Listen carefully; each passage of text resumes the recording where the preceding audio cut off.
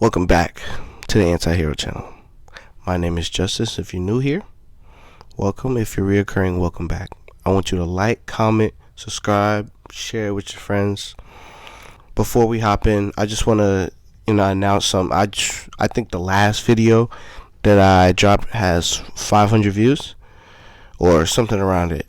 I think 438 is the last time where I checked. I just want to say thank you to all the new viewers, and I hope you guys come back to watch more. I never thought I would get that far, so I just want to thank you in that. But let's hop straight into the topic. The red pill community, the manosphere, as some would say. My problem with it is, although the mission statement of it, which is just the truth of everything. This also derivative of the Matrix movie is it's good.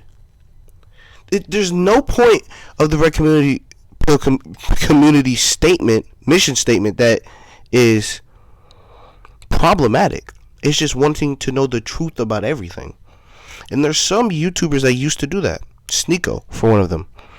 I love Sneeko. I used to love his old content. He was very informative and honestly is an inspiration of mine. But what you see now is what the red pill community constantly criticizes third wave feminism as. It's toxic. It's hating. It's not about truth anymore. It's not about finding the real, what is life to live for. I think we all know what I'm talking about here. It's the bashing of the opposite sex, no matter what you are. It's the bashing of people stereotypes. It's the bashing of some individuals, mainly women. My problem is that these individuals aren't accountable for themselves as well.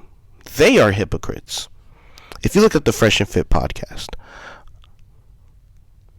they have been caught in numerous lies before. Fresh, I don't know how many times this man, he buys chains, rents, puts women on yachts, gives them money, but he says he's a high value man, but you're a sugar daddy. You brought a sugar baby on your show just to show her off and say, this is a girlfriend. This is potential. Sir, you don't live that lifestyle. You're a hypocrite. Myron, you hate women. You hate women. The way you talk to them, the way you talk about them, the way you talk about relationships as they are transactional. That is hatred. That is pent up aggression from trauma. And I'm not going to be that guy that's like, that's therapy talk all the time. No, bro. You're hurt. Women have hurt you, and now you're taking it out on a large audience. These people, like the Just Pearlies, like the Andrew Tates, and I'm going to get into him real quick, like the New Age Sneekos, these individuals are harming that community. The manosphere is all supposed to be about self-improvement, not about getting vasectomies at 20 and then lying about it and saying it's not advice. That's dumb. Because what is the point of being self-improved if there's nothing to live for other than just having sex with everybody? It's hypocritical in the fact that they want women to be so pure, but they expect sex on the first date. They expect everybody to conform to what they want, but they won't ever conform to what others want. Then they'll say they're alpha for that. You're not alpha for having 3 wives. You're a slut. You can't keep it in your pants. You can't control your hormones. At your old ass age, you can't control your hormones. It's problematic. And then there's creators like Andrew Tate, who I believe is misunderstood. But he brought that on himself. Andrew Tate got famous in a way that is polarizing. And he can't now think, why am I misunderstood? Because you made yourself misunderstood. I personally can't be known. I can't drive cars professionally, and then when people ask for driving tips, they're confused. I'm acting confused. I'm like, well, why don't they ask about anything else? Everything they just ask about my nigga. You're a race car like that doesn't like you can't come off as polarizing and then expect people to not think of polarizing things about you, and then you're confused why people think of you that way. And I understand that he's misunderstood. I watch podcasts with him all the time. I just watched the one with George Jenko. Amazing podcast. Really has a perspective on the new Andrew Tate. He's Muslim now. He's growing up. He understands the things he said back in the day. But the problem is his impact, which is mainly why I made this video. Andrew Tate was the most Googled man on this planet in 2021 and 2022. More than Joe Biden, more than Vladimir Putin, more than Jeff Bezos, Elon Musk. He was the most Googled man on the planet. This man, those 2 years where he was on our For You page every day,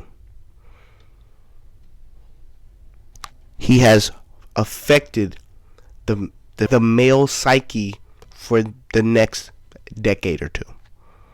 He has really changed men. Some would say for good, some would say for worse. I would be indifferent to that. My thinking would be is there's very good things he says. He's inspirational. He's a hard worker. If you look at his life, yes, he lives luxurious. I think everybody wants to live that way. But the way he got it, I don't agree with it. But he had to get it that way. I love his discipline. I love the way he treats religion. I love the way he talks. He's a very well-spoken individual. But his polarizing things it seems like his polarizing things are the only thing that are getting to people's mind, especially the males. I don't see a lot of men spitting out the same thing. I see these podcasts of these remake podcasts of Fresh and Fit, or like a Just Pearly things where they bring on women, just bash on them all the time. You are creating nothing but a bullying environment. Obviously, these people didn't come with the facts to your show. But that does not mean you get to dunk on them all the time, when they're just different. There's some people, yes, on these shows, they are very, very bad individuals, and they call them out on it. That's good. But when you generalize, and then when you put everybody in a bubble, that makes people feel small, and then they either have to choose a side on which one they're going to be. Happens with men as well. When you bubble men and say they're only good for money and penis, and then You call them ain't shit, but then you go for people who aren't shit. Men are going to choose two things. They're either going to self-improve, or they're just going to be not shit. So when you label these women as gold diggers, as liars, as manipulators, saying things like every woman is a gold digger, some of them just hide it better. Some will just go that gold digger route. Some will just chase money, or some will self-improve. Some will be better. But you cannot bubble people, because that's where division starts. And that's what I feel like the Red Pill community is. It's one of the most divisive communities on this planet. Now, we can get into other communities and what they do, but it's the fact that these individuals definitely, I don't think they believe it. If you hear on every podcast the same talking points in the same podcast, it's always high value man, women are hypergamous, men build value, women preserve value. It's the same. It's just, they're just spitting out the same thing. They have no individual thought. They all think about women the same. It's always sex. How many kids can you have for me? It's never what the mind is about. It's never anything like that. And I'm gonna be real with you guys. That was me. That was me. I was hooked. Hook, line, and sinker. They got me. I was subscribed to Fresh and Fit. I was subscribed to Just Pearly Things. This is when I had real deep misogynistic tendencies about me. I didn't like women because situations in the past. But once you get over that hump and you really see what these individuals are doing, they are dividing people more than they think they are. They think they're bringing people together. They think they're speaking the truth. No. They're just as divisive as the real hateful ones. Because they're hateful. Just on a different spectrum. It just looks different. And that's the sad part. Don't disguise your hate and say you're saving grace. You're not. So my message is simple to the Red Pill community. Take accountability. Know what you're doing. You know it's wrong. You know the things you say about women is hateful. Change it. Change for the better. Because we as people can't be better if we don't talk to each other better, if we don't care about each other better, if we don't treat each other better.